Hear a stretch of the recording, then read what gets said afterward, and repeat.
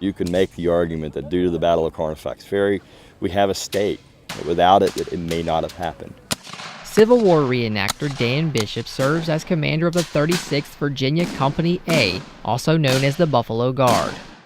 The Battle of Carnifex Ferry secured for the Federal Army the Kanawha Valley. You have salt works down there, you have the rivers, the travel, the trade with Ohio and points west. Without the Battle of Carnifex Ferry driving the Confederates out of the Kanawha Valley, statehood would have been more difficult for those in Wheeling arguing statehood. As part of the Confederacy's efforts to gain control of the Kanawha Valley, Brigadier General John B. Floyd had staged a surprise attack on inexperienced and outnumbered Federal troops in August of 1861. State Park Superintendent Sam Cowell says rebel forces then drove Henry Patterson and his family from their farm, high above Carnifex Ferry, overlooking the Gauley River. The topography of this land does not allow for easy travel, and this is why Carnifex Ferry and the Battle of Carnifex Ferry played such a key role in the American Civil War. Carnifex Ferry was one of the only places between Summersville and Gauley Bridge that allowed you to cross, and once you crossed the river, that allowed you to go to either Lewisburg or to Charleston.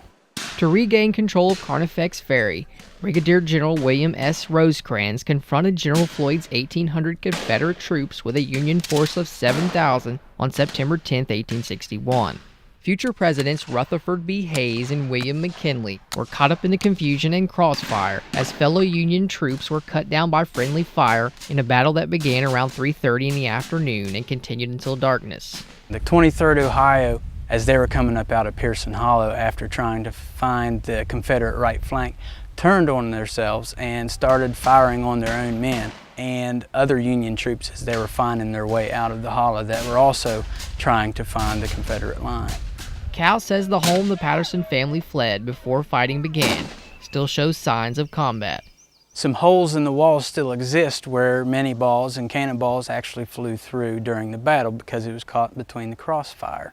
In the face of superior Union artillery, General Floyd's Confederate troops retreated in the middle of the night.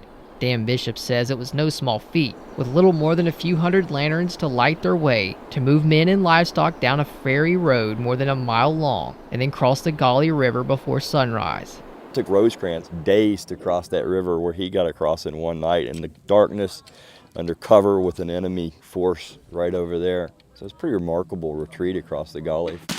Reenactor Donny Jones serves as a corporal in Bishop's Buffalo Guard. It turns out that my great-great-grandpa was actually in the 36th Virginia Infantry. Jones encourages young people to follow his lead and delve into West Virginia's rich history. Well, it's important that we don't forget about the people who died for our freedom and how we grew as a nation to this day. I mean, if we forget where we came from, how are we supposed to advance forward? Beginning Saturday, encampments, military drills, and related activities will be open to the public at Carnifex Ferry Battlefield State Park. Reenactment of the conflict itself is set for 2 p.m. Sunday. For West Virginia